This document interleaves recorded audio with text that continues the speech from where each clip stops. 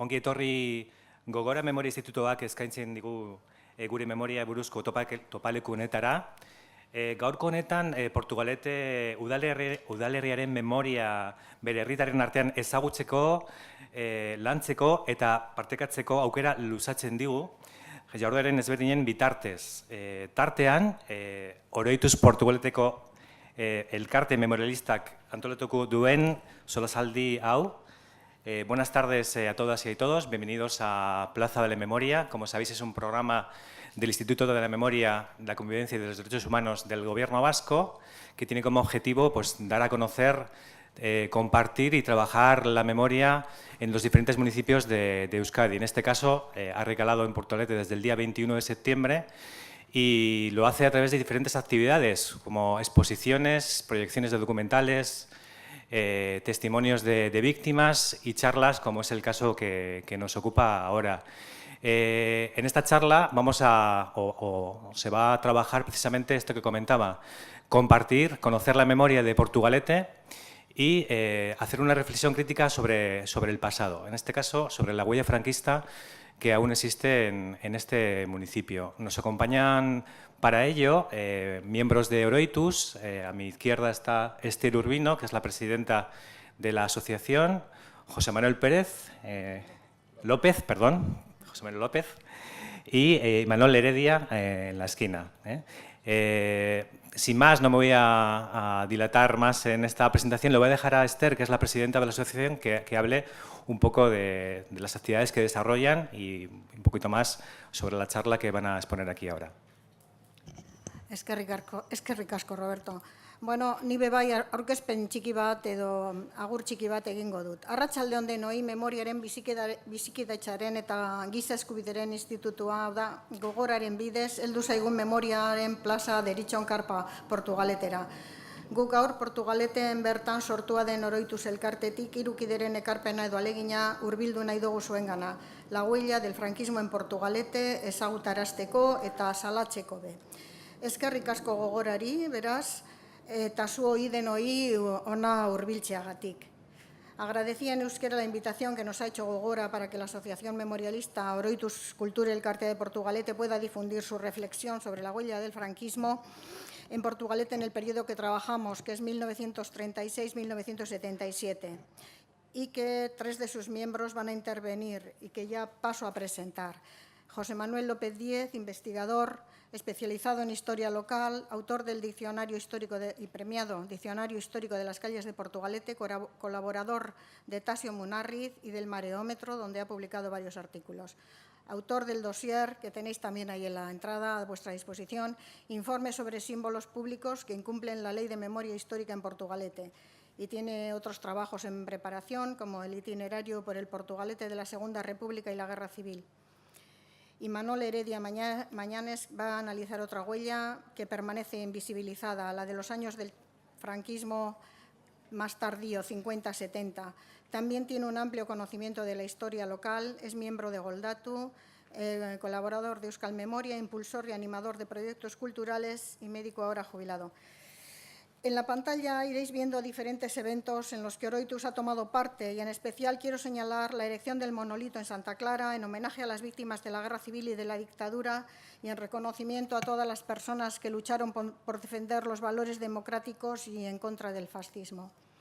Para hablar de este punto contamos con José Andrés Vitores Ugarte, que tenemos aquí en la primera fila y luego hablará, y está también entre nosotros Juanjo Novella, escultor y artista de Portugalete, autor del monolito, que ha adquirido ya proyección universal y al que también invitamos a tomar la palabra. Agradecer también al artista portugalujo Jesús María Matthews, que es el autor del mural sobre los bombardeos de Portugalete. Al final nos gustaría abrir un turno de intervenciones que moderará el representante de Bakiola, Roberto Folgueira, instancias de Gogora. Ez nuke nire aurkezpen amaitu nahi, gure herriko elkarte eta kultur taldeegi gure esker ona luzatu gabe.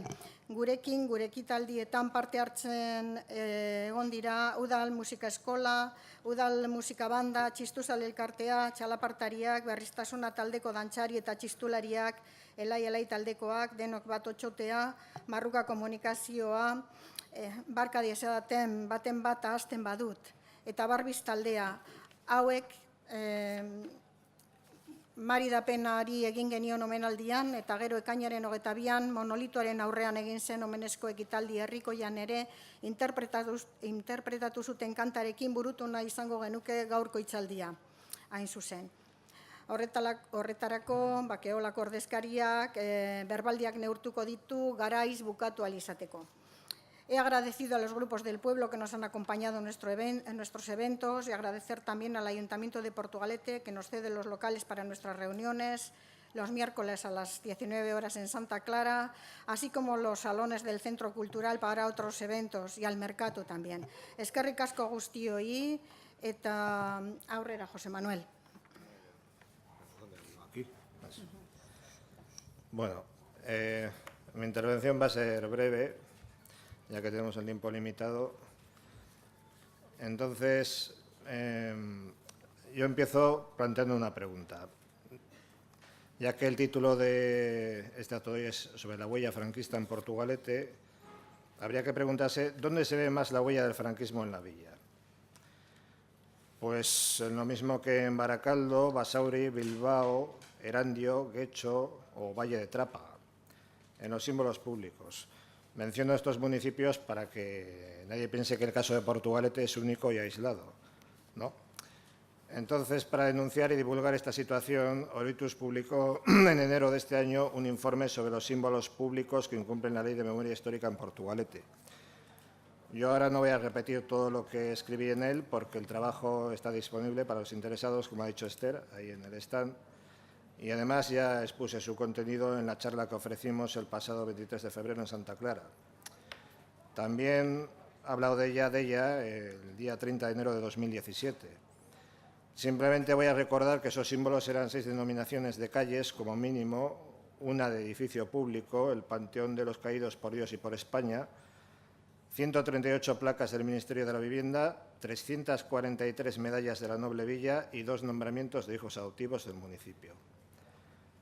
Bueno, como dije en su momento, el informe era necesario porque el catálogo de símbolos y monumentos públicos existentes en Euskadi que supongan una exaltación de la guerra civil y de la dictadura, este es el título que tiene tan largo, editado por el Gobierno vasco, se quedaba muy corto en lo que toca a Portugalete. Y es que habitualmente los investigadores o aficionados a la historia local pues debemos llegar hasta donde no pueden o no quieren. Historiadores profesionales que, sin embargo, suelen estar mejor dotados académica y económicamente que nosotros. En cuanto a los personajes, tengo que insistir en que la ampliación del catálogo se ciñó rigurosamente a los que prestaron destacados servicios institucionales al franquismo.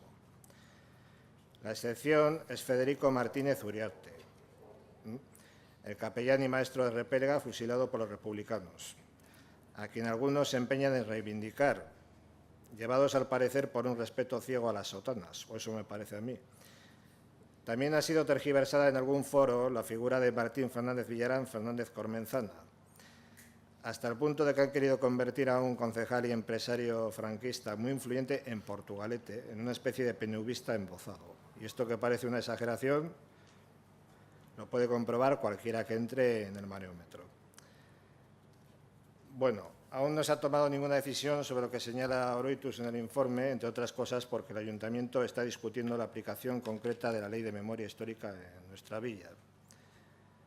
Aquí tengo que hacer un comentario personal, y es que yo soy escéptico, teniendo en cuenta la correlación de fuerzas políticas existentes en el Ayuntamiento sobre el número y la calidad de los cambios que se puedan producir. Aparte de esto, los antecedentes históricos pues tampoco son muy alentadores, ¿no? Tengo que poner un ejemplo, que es que en el primer pleno en el que se cambiaron nombres de calles franquistas, allá por 1979, se incluyeron a última hora los nombres de José María Areiza y el Marqués de Arriluce de Ibarra. Y no fue por iniciativa del partido gobernante, sino que era el mismo de ahora, sino de otras formaciones. Bueno, pues tampoco tenemos todavía una opinión autorizada y firme sobre el valor histórico-artístico del Panteón de los Caídos por Dios y por España, y no es porque no lo hayamos intentado, al menos yo. Este valor sería la única razón legal para salvarlo del derribo. Alguna de las 138 placas del Ministerio de la Vivienda ha desaparecido ya, pero no porque se cumpla el acuerdo municipal de 2003 favorable a estas supresiones, sino porque la correspondiente comunidad de vecinos ha reformado su portal. Y me imagino que este es el caso de la mayoría de las placas que desaparecieron antes de que hiciéramos el informe. Y respecto a las medallas de la Noble Villa, pues creo que se han mantenido más por desconocimiento que por dejadez. Tengo que decir que el número tan abultado de 343 se debe, conviene recordarlo, a que el Ayuntamiento en su día pues condecoró a todos y cada uno de los soldados franquistas que entraron en la villa. Bueno, en suma, y ya termino, pues el memorialismo Portugalujo tiene aquí una cuestión abierta y por parte de Oroitus procuraremos que no se cierre en falso ni de forma chapucera. El Oroitus original, con dos representantes que tenemos aquí delante, Andrés Vitores y Juanjo Novella, fueron los pioneros en decir hay que hacer algo en este pueblo. Y para ello se precisa un monolito, un recuerdo, un sitio de encuentro. Nadie mejor que ellos, desde el año 2012, que han estado trabajando sobre esto, han visto como un precioso monumento en Santa Clara viene a colmar en cierta forma sus grandes expectativas que tenían.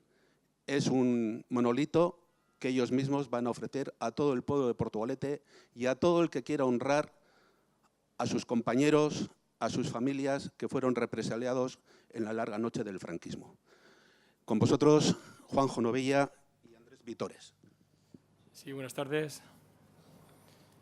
Bueno, yo he hecho una pequeña exposición y desarrollo de lo que es la huella del franquismo en Portugalete. Una cosa sencilla, una cosa que llega a todo el pueblo y voy a pasar en detalle a explicarlo, que creo que se comprenderá perfectamente bien. La huella del franquismo de Portugalete. Analizar la historia sirve para conocer nuestras raíces y hacia dónde nos dirigimos. Nos enseña a evitar volver a cometer errores del pasado. Esa es la intención de la Asociación de la Memoria Histórica de Portugalete, movimiento sociocultural nacido en el seno de la sociedad civil para divulgar la historia de la forma más rigurosa posible, con objeto de hacer justicia y recuperar referentes en favor de los derechos humanos, la libertad y la democracia. Como miembro de la Asociación Oroitus, en este acto organizado por Gogora, quiero expresar el agradecimiento a Miquel Torres, alcalde de Portugalete, como asimismo a Ichane Izanarro, representante de Gogora, por habernos invitado a formar parte en este acto de reconocimiento a las víctimas del franquismo en esta villa y poder denunciar la huella aún pendiente.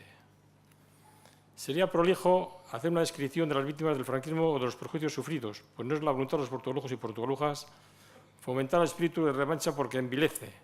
Solo desean que se les reconozca como víctimas del terror y del silencio forzados al que le condenaron los fascistas y sus herederos, los que se consideraron con derecho al botín de guerra que siguió a la victoria del régimen fascista, que humilló a la mayoría de la ciudadanía de esta villa. Como modesto reconocimiento a las víctimas, Oroitus, asociación cuyo objetivo social es la difusión de la memoria histórica de aquella dolorosa realidad, ha venido desarrollando gestiones y erigiendo un monumento en su memoria, para que sirva de testimonio permanente, hoy para el pueblo de Portugalete, que reconoce con afecto y agradecimiento el sacrificio de nuestros ya escasos héroes anónimos todavía vivos y también a los que perdieron sus vidas delante de un paredón o purgaron sus condenas en combatir de trabajadores cárceles en el exilio, luchando en el frente en defensa de la República. Otros muchos que no pudieron presentar denuncia por el trato injusto al que les sometieron los vencedores. Esta escultura, que es obra del prestigioso escultor Novella, hijo de Portugalete, tiene la voluntad de ser recuerdo representado por una figura artística alusiva a aquella tragedia, unida a la solidez simbólica de la piedra sobre la que es apoyada. En esta oportunidad, Oroitus el CARCEA quiere recordar a las autoridades aquí presentes que la Ley de la Memoria Histórica aprobada en el Congreso el 31 de octubre de 2007 establece el mandato de retirar todo símbolo de exaltación del fascismo, que ha venido reforzado su exigencia por el Comité de la ONU de Desapariciones Forzadas. Por lo tanto, solicitamos con respeto, pero con firmeza, que se ordene la retirada de símbolos de exaltación de los triunfadores fascistas y cambie los nombres de calles y plazas por otros que homenajearon a personalidades que realmente hayan contribuido a convertir en Portugalete una comunidad libre, respetuosa, democrática y en paz. Sepa, señor alcalde, que Oroitus se ofrece, por si puede ser útil, su colaboración desinteresada e inmediata para llevar a cabo el objetivo de dignificar nuestra colectividad, y asegurarle, por otra parte, que permanecerá vigilante para que se eliminen los vestigios que recuerdan nombres, fechas o hechos que aún humillan a la ciudadanía de esta noble villa de Portugalete. Entonces, este es un comunicado, es un tema pendiente en estos momentos. Como sabéis, hay una ley de la memoria histórica que de alguna forma obliga a todos los ayuntamientos a que hagan desaparecer toda la simbología fascista de los pueblos. Y, de hecho, también es importante saber que el Gobierno vasco ha puesto un fondo de dinero justamente para consumir y gastar todos los gastos que suponga la eliminación de estas memoria fascista. Entonces, me gustaría que, si hay presente el Ayuntamiento de Portugalete, nos hiciese también una aportación a esta conferencia y nos dijese si realmente hay un espíritu municipal, un espíritu que realmente esos fondos sean utilizados porque existen, son fondos públicos, para eliminar todos los vestigios del fascismo en Portugalete. Si hay un costo, por ejemplo, para eliminar esos costos, pues habrá que hacer un proyecto, habrá que hacer una especie de calendario que nos diga a los ciudadanos de que realmente hay una vocación firme por parte de las autoridades municipales y la cual nosotros ahorita estamos dispuestos a contribuir en esa eliminación de los elementos fascistas del pueblo. Entonces, yo creo que es la labor fundamental que en estos momentos tenemos pendientes de realizar a nivel local. Hemos realizado un monolito recordando la memoria de todos aquellos que lucharon por la libertad y la democracia en nuestro pueblo. Ahora es el segundo paso, que tenemos que eliminar todos los resquicios fascistas que existen en nuestro pueblo. Y no quedarnos los últimos, somos los últimos que están en tomar estas medidas. Es importante que, y animo a la Corporación Municipal a que siga tomando medidas para eliminar los resquicios fascistas de nuestro pueblo. Sería importante que en esta nueva fase nosotros estamos dispuestos a colaborar en esas tareas. Y nada más. Yo quisiera que la Corporación Municipal, los representantes del municipio, nos diese alguna explicación sobre ese tema, si tiene alguna idea sobre las tareas a realizar que hará la eliminación de la simbología fascista en nuestro pueblo. Sería un gran paso adelante y, de hecho, contribuiría a tener unas mejores relaciones y una mejor tranquilidad dentro de la comunidad de nuestro pueblo. Muy bien, es que ricasco, Andrés. Bueno, yo creo que este guante que le has tirado a la corporación, como hay alguno, no sé si va a actuar, va a decir algo ahora o un poco más tarde. Ahora mismo, María José, ¿quieres decir algo? Pues venga, dale. Bueno, Andrés, eskerrik asko denoi. Comentar que, bueno, como saben bien los miembros de Oroitus, porque forman parte de una mesa de reflexión que tenemos y que se ha reunido ya en numerosas sesiones y que estamos terminando ahora mismo el trabajo de esta primera etapa. No sé si continuará, si será deseo de la mesa continuar. Nos queda establecer cuáles son las acciones a realizar en relación con la recuperación de la memoria histórica. Se han hecho varios actos y algunas acciones relativas a la recuperación de la memoria histórica y en favor de la cultura de la paz. Ya se hizo un trabajo en la legislatura pasada que dio como fruto pues, un acto de resarcimiento a funcionarios represaliados en el régimen, bueno, en la guerra civil, que algunos recordarán y que también creo que el vídeo además resumen está por aquí expuesto. Se ha hecho un trabajo también con los centros educativos en base a varias unidades didácticas en favor también de la cultura de la paz, una unidad didáctica en concreto que era sobre los niños de la guerra, en el que hemos recuperado testimonios de personas que fueron exiliadas, ¿no? cuando eran niños y niñas a otros países y bueno, pues ese trabajo también se ha hecho, que era una de las acciones también recogidas en ese primer documento que elaboramos en la legislatura pasada. En esta legislatura se ha enriquecido esa mesa de reflexión que antes era exclusivamente política con todos los grupos políticos municipales y se ha incorporado personas de la sociedad civil, de miembros también representantes de asociaciones, como es el caso de Oroitus y otras personas que a título particular pues, nos quieren brindar su experiencia y su conocimiento.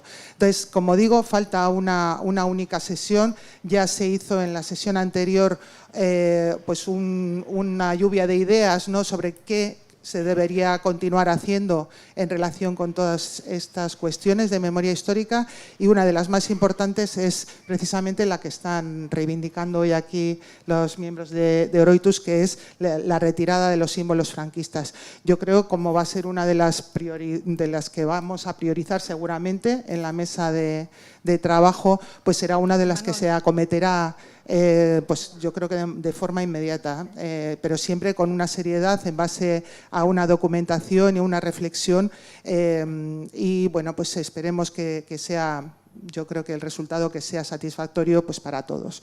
Entonces recojo el guante de lo que decía Andrés y yo creo que será una de las primeras acciones que se pongan en marcha ahora, a partir de ahora. Eskerrik asko, María José. Quiero felicitar al diseñador de este display maravilloso, porque me parece una idea fantástica la proyección sobre estas campanas y la deformación que hace de la imagen. Me parece que, bueno, Gogora, tenéis que dar las felicitaciones eso.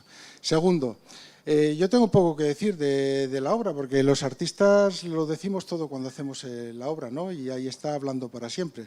Por eso solemos gustar tan poco al poder, ¿no? Porque a veces, aunque el poder nos contrata, pues luego queda ahí el manifiesto de lo dicho. Y digo esto, yo un artista, como me considero un artista cercano al pueblo y de izquierdas, también artistas que han estado cercanos al franquismo han dejado para vergüenza pues obras y postulados estéticos que ahí están para avergonzarnos a todos y que ahora queremos quitar. Voy muy rápido porque veo que hay poco tiempo. En referencia a la obra que nos ocupa, al monolito, como lo llamáis, a mí monolito no me gusta porque en principio me parece una nomenclatura fascista. Los que hacían monolitos, que eran de corte egipcia, era pues el imperio y los que tenían esa vocación imperialista. O sea, vamos a dejar de decir monolito. Es un hito, quitamos el mono y nos quedamos con el hito. No me atrevo tampoco a llamarle escultura, porque escultura es lo primero que diseñé, que muchos de vosotros ya conocéis el proyecto, y que fue inviable por temas económicos y nos tuvimos que adaptar a las posibilidades del bolsillo. Esta obra, este hito, no es más que una, entre comillas, voy a decir, una esquela. Una esquela es algo que nos dice, nos informa a título de anuncio de algo que ha ocurrido. Yo he intentado hacerlo de una manera elegante, que no pase desapercibido, pero tampoco que llame excesivamente la atención, que tenga un tono adecuado y que nos preserve la memoria. Entre los elementos que he utilizado está la naturaleza, están los árboles, para mí son el símbolo del hogar, son las raíces, y hay una pequeña referencia a Portugalete. Hay hierro y hay piedra, que creo que son la base de nuestra esencia. Y nada más, con esto ya he dicho todo. Eskerrik asko, Juanjo. Arratsaldeon denori, portugalujos y portugalujas, que por lo menos tenéis un cierto interés a estas alturas de tantos años sobre qué pasó, qué relato hubo y qué relato nos quieren dar. En 1931, España amaneció republicana, un 14, un día 13 en Eibar, un 12 en Galdames, fueron izadas previamente las banderas.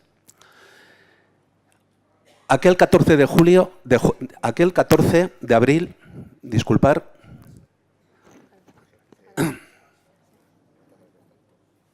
aquel 14 de abril vino a hacer salir a una gran sociedad de más de 500 años de Inquisición, de más de 500 años de opresión sobre un pueblo inculto, analfabeto, acostumbrado a sufrir, acostumbrado a obedecer, acostumbrado a creer en un más allá como liberación de este mundo. Desde un principio la República fue golpeada por todos los sitios ya. No hay que llegar a 1932 con el intento de golpe del general Sanjurjo, a las maniobras militaristas que ya se daban por Navarra con el Requeté. Pero por lo menos fue un golpe de esperanza para las clases populares para conseguir una sociedad mucho más justa. El recuerdo a la República, como a su antecesora, la Primera República de 1870, habrá que tenerla siempre en el recuerdo para hacer el relato de una sociedad progresista. Levantamiento militar, golpe contra un orden constitucional elegido un 16 de febrero de 1936, legalmente, el Frente Popular, y una guerra posterior mantenida con una resistencia como pudo ser, no vamos a hablar de la guerra, ya se ha hablado bastante, y luego con un franquismo que nos hundió todas aquellas esperanzas. Hay algunos logros, nos podrán decir. El León, como era Girón de Velasco, trajo la vivienda con esas placas que hoy día queremos retirar y con aquel seguro de seguridad social como un gran avance para mantener a las clases populares por lo menos protegidas de algo. En esa larga noche del franquismo hay de todo. Hay toros, hay Manolete, gana el Real Madrid, va a montes el Águila de Toledo, pero hay cárceles. 13.000 personas hasta 1949 persistían, personas del País Vasco, en cárceles, en campos de trabajo, en batallón de trabajadores, en batallón de castigos, o como una persona. ¿Habéis oído hablar de Andrés Antonio Mellado Burgos? Mellado me comenta aquí nuestro investigador. Mellado. Andrés Antonio, un 7 de diciembre de 1949, desde Barcelona, dijo adiós a este mundo cruel. Fue el último fusilado de Portugalete en esa larga noche del franquismo. Yo realmente nunca había oído hablar de Andrés Antonio, militante comunista. Pero resulta que de Portugalete en 1949 se seguía fusilando gente, aunque fuese lejos de aquí, lejos de Derio, lejos de Vizcaya. En esta larga noche del franquismo hemos tenido de todo, alegrías, penas, e incluso con una edad hemos conocido una detención, la tortura, el encarcelamiento, las multas, la clandestinidad por decir algo, por pintar una pared, solamente con la palabra libertad o la palabra más rápida que había en este país, Gora Euskadi, que jodía mucho a quien hoy se sigue manifestando en contra de otros principios nacionales. 1977, ahí es donde se va a parar la investigación de la memoria de Oroitus. Después de 1977 hay cantidad de colectivos, cantidad de institutos, cantidad de asociaciones que hoy por hoy tienen un trabajo para ponerse de acuerdo si hay que hacer un relato. Se ha tardado 80 años en que la memoria histórica del franquismo haya salido a la luz. Y todo fue gracias a un lasus, dicen, con el ejecutivo de Rodríguez Zapatero en 2007, que sacó la ley de memoria histórica. Él tenía unos antecedentes familiares en León y en un momento de que, por lo visto, coló, después de 3 borradores intensos que se debatían, se volvían a reunir, sacaron la ley de la memoria histórica. A partir de esa ley de memoria histórica se ha empezado a trabajar. Pero no hay que olvidar que la humildad de muchos historiadores, investigadores, familiares, una mujer de Palencia, excavó donde se suponía que estaba el cadáver de su marido, lo excavó con sus propias manos al principio de la llamada transición, 1977-78, con sus propias manos. Hoy hablamos de Paco Echevarría, el lector de huesos. Los huesos hablan y los huesos dan muchos datos. Enhorabuena a Gogora por ese banco de ADNs con las 90 exhumaciones que se han hecho para que algunos puedan saber dónde se quedó aquel familiar desaparecido.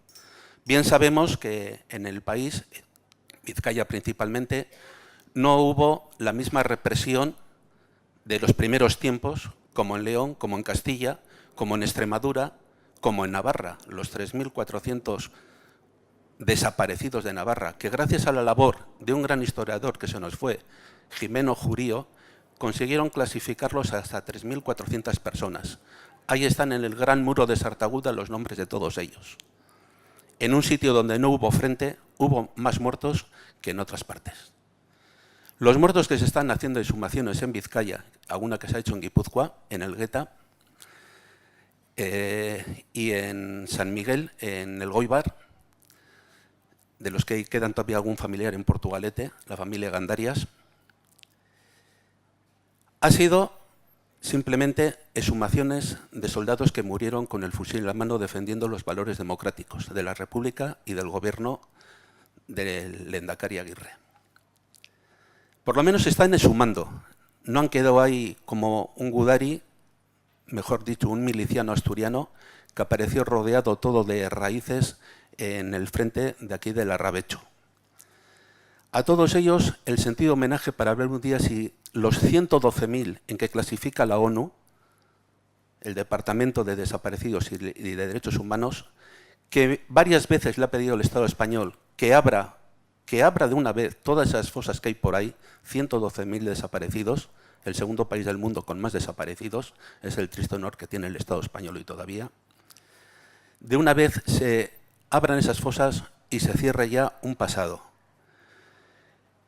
Pero la cuestión no es solamente las fosas, que creo que está por lo menos ya bien encauzado, a pesar de que en Guadalajara la exhumación de un ciudadano vasco se le quiere hacer pagar a la familia los datos de datificación de ADN y la propia exhumación.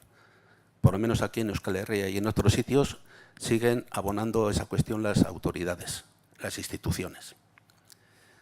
Oroituz, ante todo ese trabajo, no podemos hacer nada más. Tenemos unos compañeros en Ortuella que trabajan con Aranzadi, han hecho unas exposiciones de lo que es una fosa y las localizaciones de esas fosas, y la verdad que es un trabajo intenso, pero al mismo tiempo es de agradecer.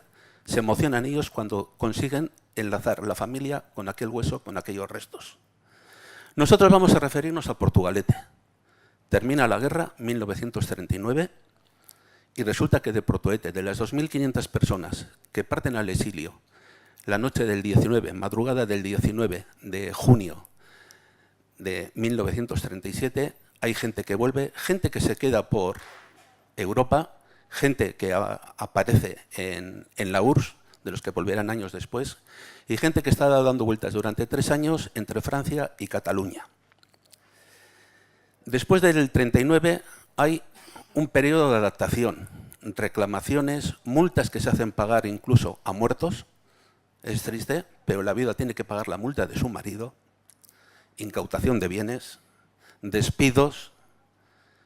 Al hombre que viene con el brazo mutilado o que viene con el brazo herido no se le da el trabajo en la naval, no se le da el trabajo en la Baco, se le pone ya la ficha del señor rojo, el puto cojo rojo, a diferencia del caballero mutilado, que se tendrá entrada en las empresas y si no, en la ONCE y si no, con un estanco puesto por ahí. Desigualdades, represión contra la mujer. No vamos a entrar, este año nos toca hablar de ello, el año que viene, en el programa dentro de Oroituz, homenaje a la mujer represaliada. 1940 nos encontramos con muchas situaciones. Hay gente corriendo en campos de concentración. Nos apareció un dato en 1941, un portugalujo perdido en el desierto de Argelia, que consiguieron ponerle en la organización de manda una carta por lo menos a casa, que sepan que estás vivo. Todos esos datos están ahí en la historia. Lo que hay que hacer es socializarlos, divulgarlos. Pero hay mucho más, hay mucho más. La huelga del 47, la resistencia cuando los boteros pintaban la palabra «Viva la República».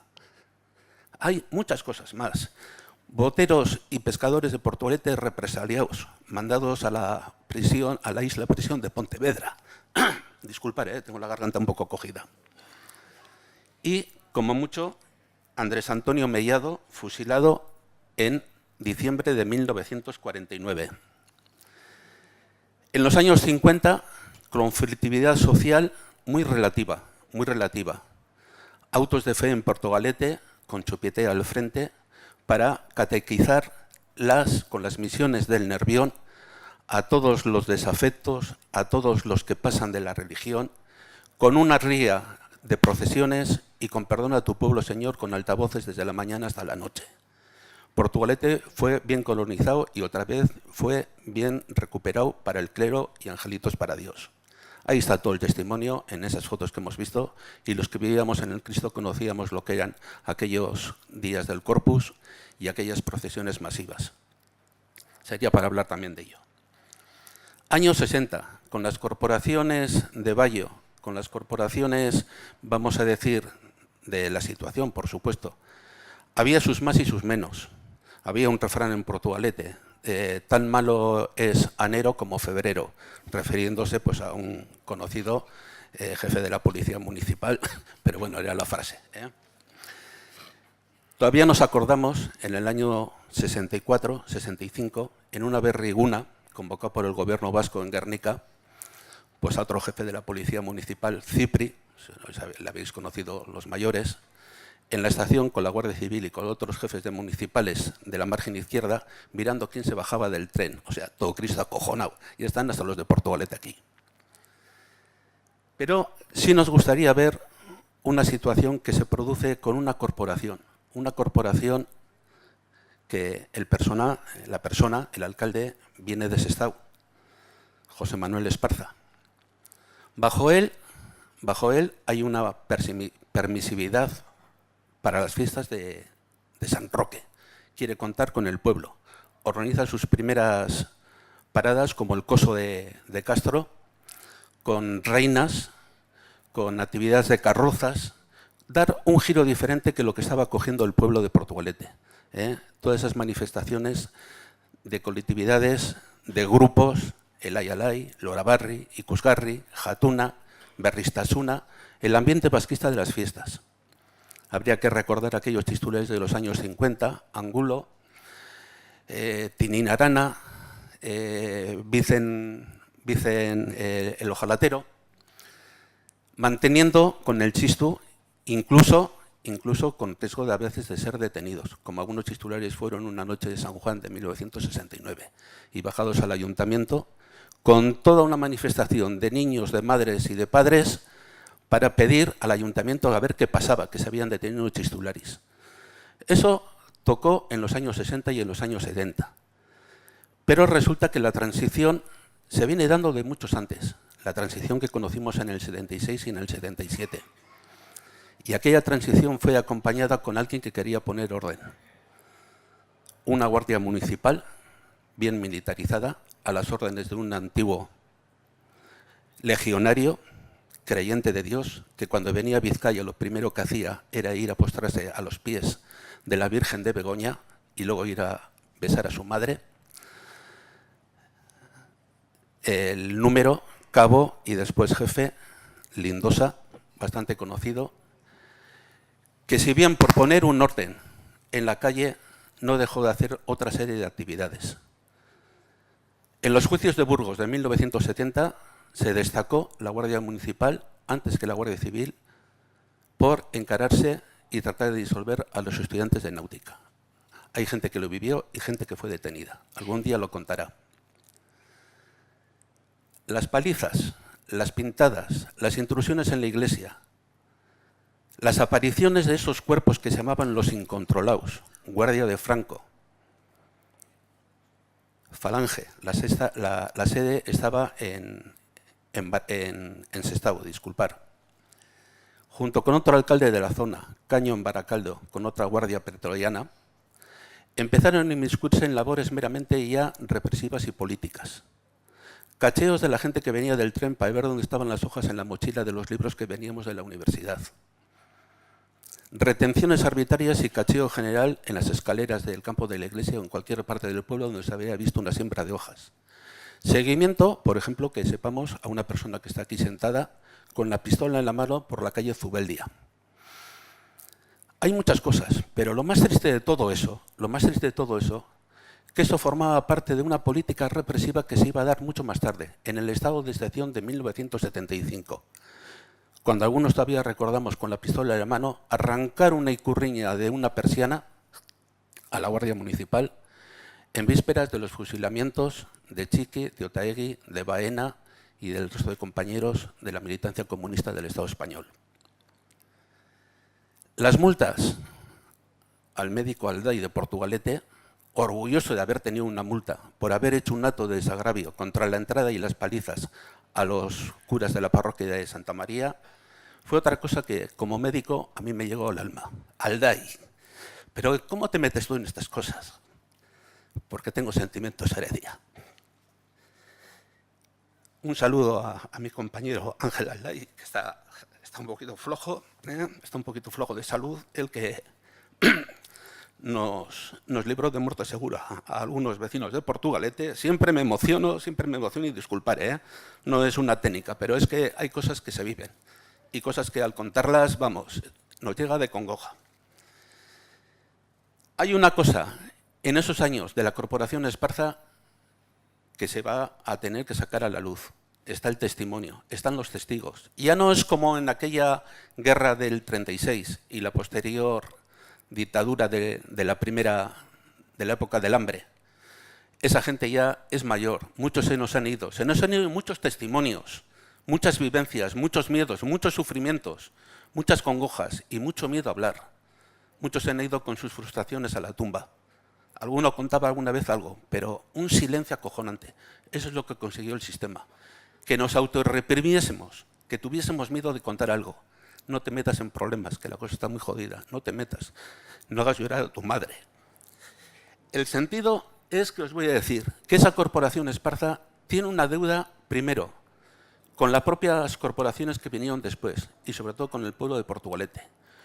El Ayuntamiento de Portugalete ha sido centro de detención y de tortura, pero tortura a lo grande, durante 3 días. Estamos hablando del 11 de noviembre de 1973, cuando 8 jóvenes fueron detenidos y no salieron de ahí. No solamente la Guardia Municipal, sino esos elementos incontrolados, los que después se llamaban de Cristo Rey, con una persona que ya no estaba aquí, que era presidente de las víctimas del terrorismo de Galicia, Eloy María Ruiz Cortadi.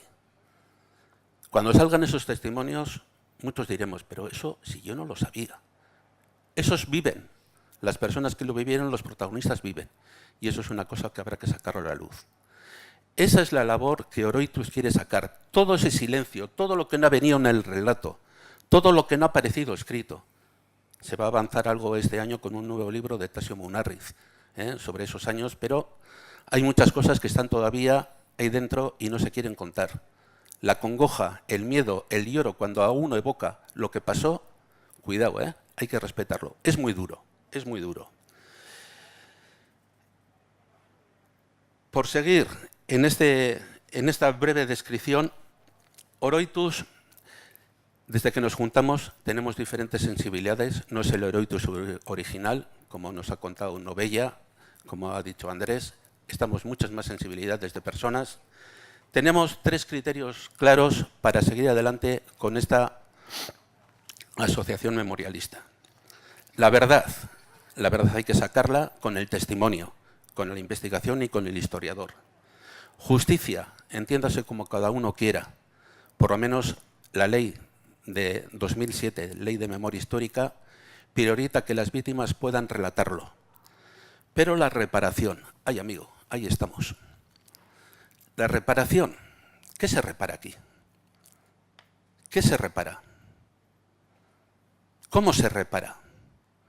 La ley del 2007, la Ley de Memoria Histórica, retrae a la primera amnistía, en teoría, que hubo en la transición, en 2 fases, 1976 y 1977, en la que después de tantos años hemos visto que la reparación ahí no se dio.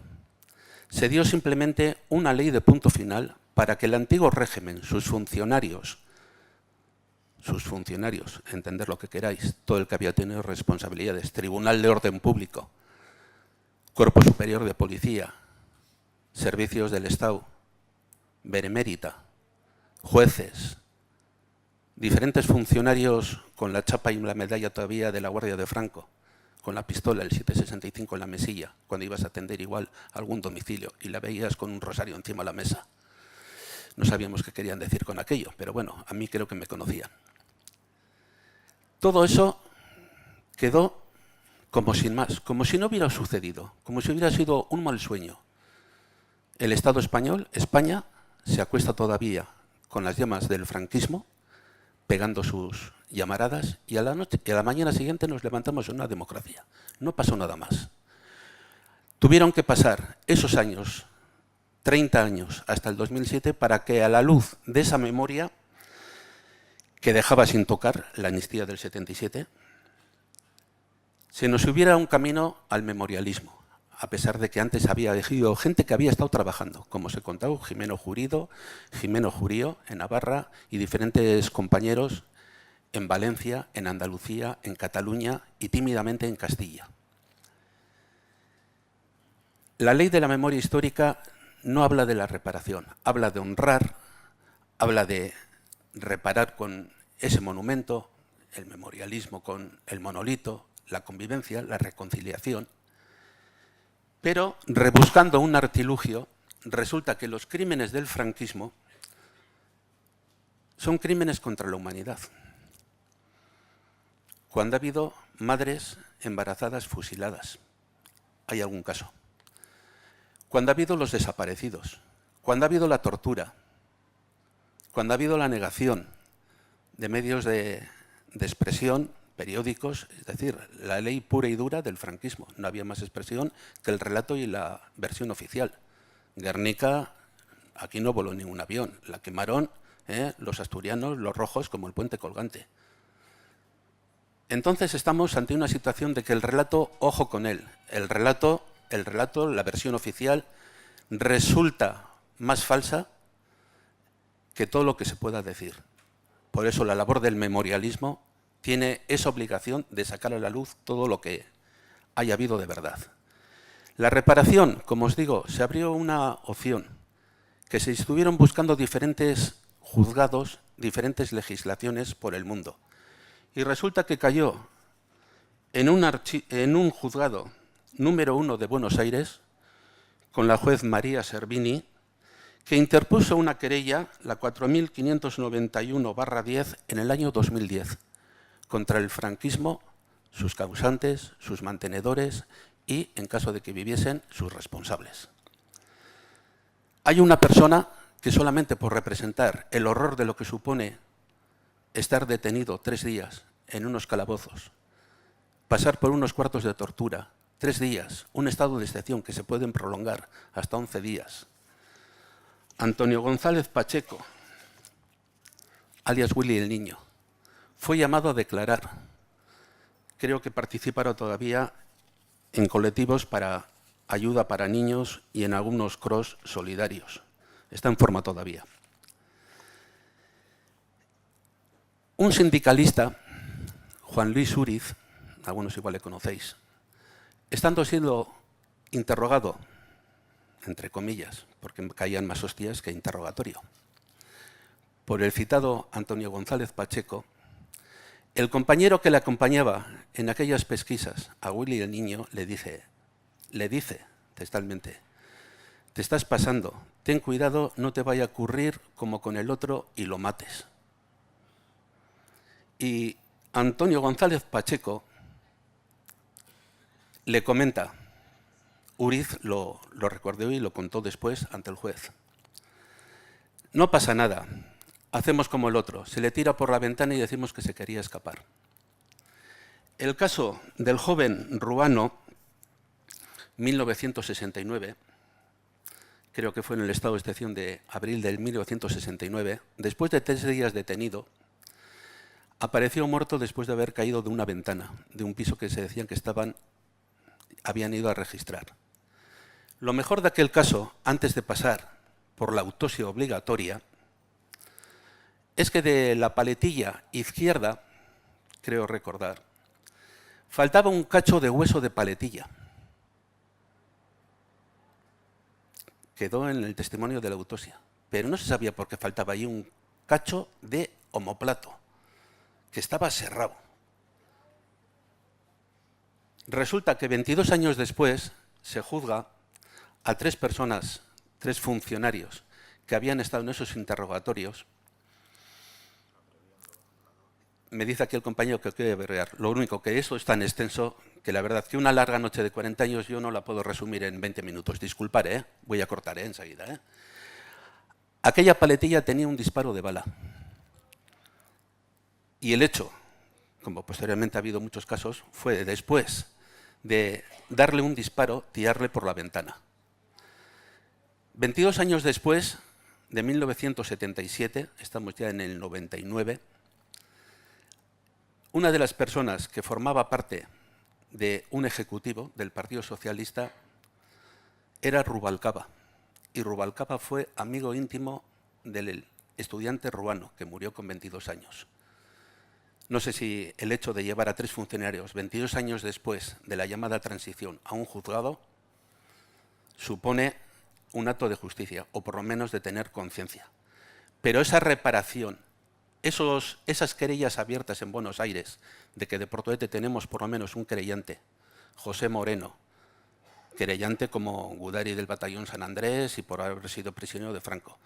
Todo ese silencio de los torturados, de los represaliados en esa larga noche franquista, tenemos la obligación en Portugalete de sacarla a la luz y el que quiera querellarse, ahí tiene la oportunidad. Máxime que esa oportunidad nos la brinda el Ayuntamiento de Portugalete. El Ayuntamiento de Portugalete, el 30 de junio del año pasado, del 2016, aprobó por mayoría, menos un voto, de apoyar todas las acciones que pueda presentar cualquier vecino ante la querella argentina. Ahí fuera nos hemos dejado alguna copia, si queréis, tenemos copia para dar. Apoyar a todo vecino, información, que nosotros hemos pedido que haya un servicio de información, una oficina de información, para que cualquier vecino o vecina de Portugalete por lo menos se vea amparada por su institución local, para que pueda promover a dar su relato y en caso de que ese relato sea serio y se anime a querellarse contra el franquismo y los crímenes, tenga ocasión de ser avalado por el Ayuntamiento. El Ayuntamiento aprobó eso en un pleno y esperamos que en los contactos que hay con él tiremos para adelante con ello. No sé, hay muchas cosas para contar.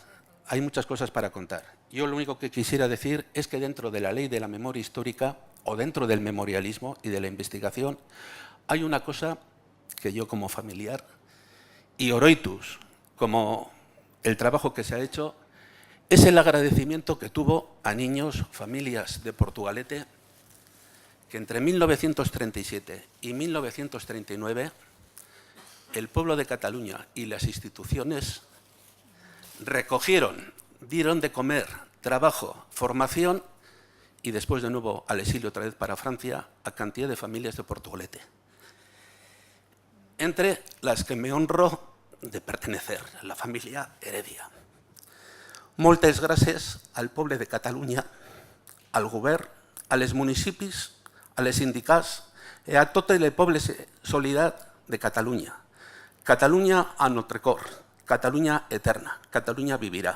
Visca el poble de Catalunya. Pues vale, Manuel. Déjame pasar últimas preguntas a Manuel.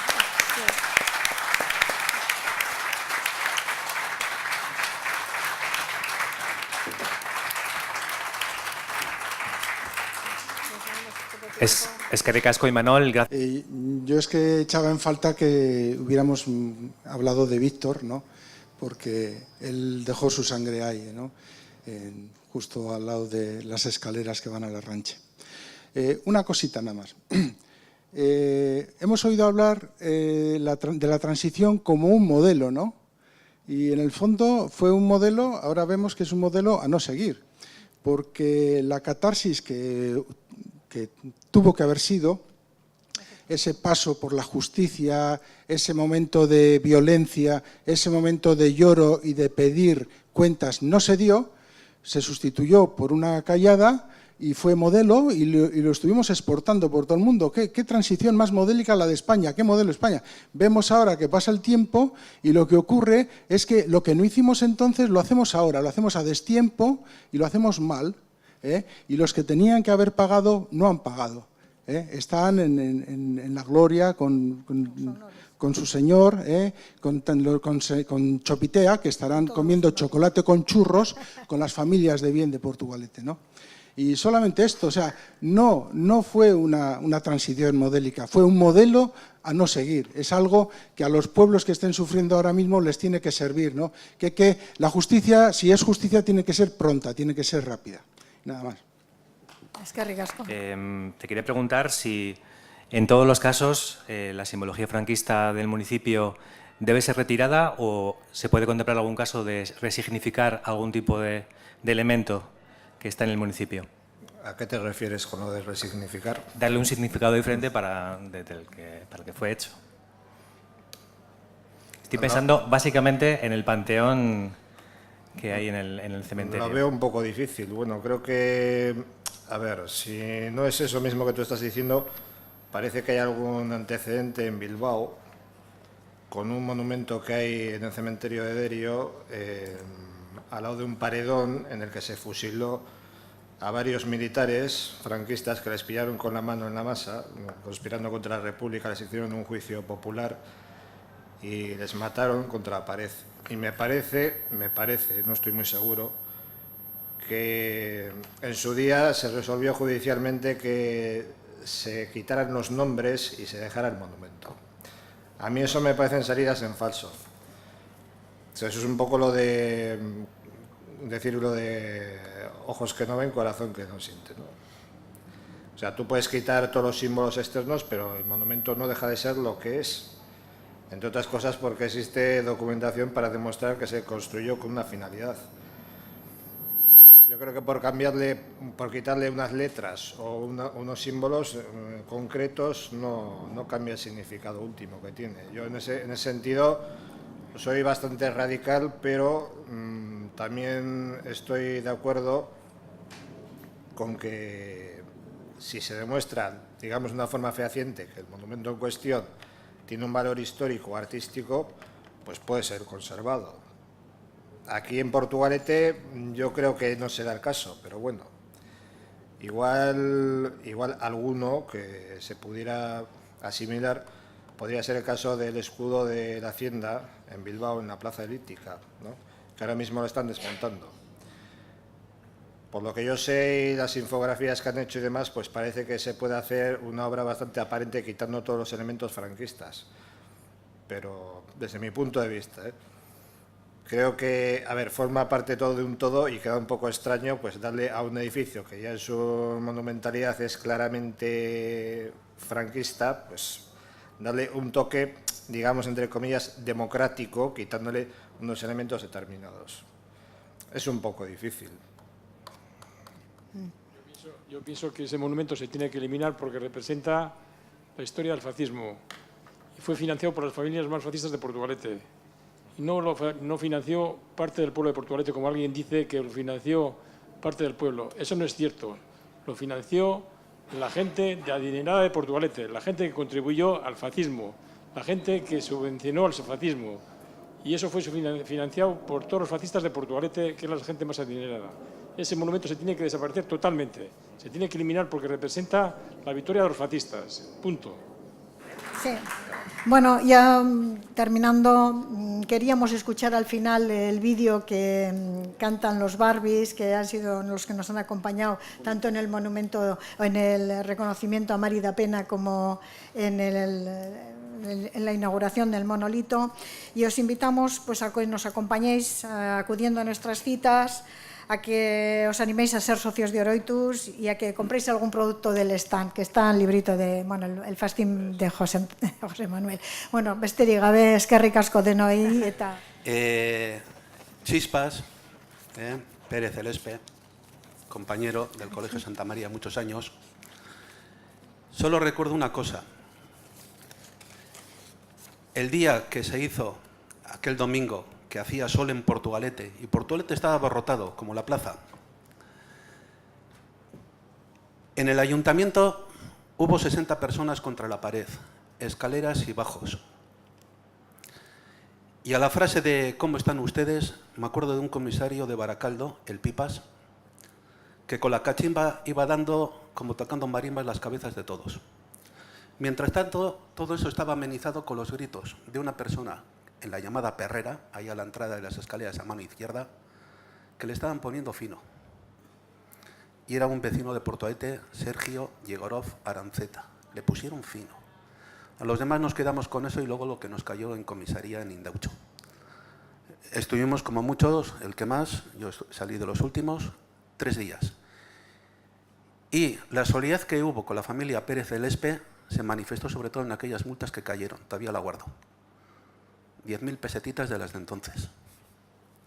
Como esas multas fueron muchas, pero sobre todo recordar que el ayuntamiento fue el centro de detención. Quizá dentro de las obligaciones que tenía la institución local era la de dar apoyo como calabozo, como sitio de detención y, como he dicho, ese 11 de noviembre del 73, centro de tortura, a demanda del propio alcalde. Y luego hay otra, pero esa ya es más posterior, que fue el día que ejecutaron, fue anterior esa, perdonar, en 1974, un 2 de marzo de 1974, una culebra de madres, niños, carritos y algún hombre que otro, en Repélega, porque había habido un atropello serio 2 días antes y la asociación de vecinos pidió que vamos a cortar el tráfico en plan rotatorio. Aquel 2 de marzo habían ajusticiado a la mañana a Puig Antich y a aquel preso social, un polaco, por garrote vil. La Guardia Municipal estaba intentando de cortar aquello. Me acuerdo del cabo hasta que llegó Lindosa y Lindosa actuó como él tenía costumbre. Pero al ver tanta gente, lo cortó.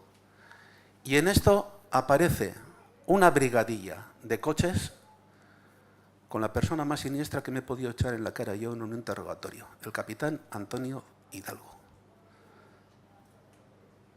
Me acuerdo de todavía, hoy, de Lindosa diciendo, esos son los culpables. Joder, la que se armó allí. Pero es que hubo ráfagas de ametralladora. No se sabía por la Guardia Municipal a qué se estaba haciendo acción los vecinos, la Junta de Vecinos de Repélega, pensando que era un acto de manifestación por las ejecuciones de Puig Antich y el polaco que he dicho. Total, las ráfagas de ametralladora, sabemos de la gente que salió corriendo porque iban a por ellos. Repélega es curioso, pero Repélega, el pueblo de Portugalete ha sido solidario tanto con la familia Pérez Celeste como con aquel acto del 2 de marzo por unos atropellos y pedir unos semáforos, confundidos con unas ejecuciones. La Guardia Municipal tiene en los libros del archivo, en los cuadernos, habrá datos y datos y datos. Eso, con la ayuda de los historiadores, de los investigadores y con la colaboración del Ayuntamiento, esperemos que esas cosas salgan a la luz. Esa historia lo hemos vivido, no pedimos nada más, pero saber que se ha maltratado al pueblo de Portugalete por haber silenciado todas esas cosas. Gracias. Bueno, acabamos... Perdón, quiero acabar agradeciendo en nombre de Gogora, Instituto de la Memoria, a todos los portugalujos y portugalujas por la excelente acogida que ha tenido Plaza de la Memoria en el municipio. Y también a acabar emplazándoos para el próximo miércoles 27 de septiembre a las 7 de la tarde, donde habrá una mesa redonda con 3 víctimas del terrorismo. Nos vemos este miércoles. Gracias.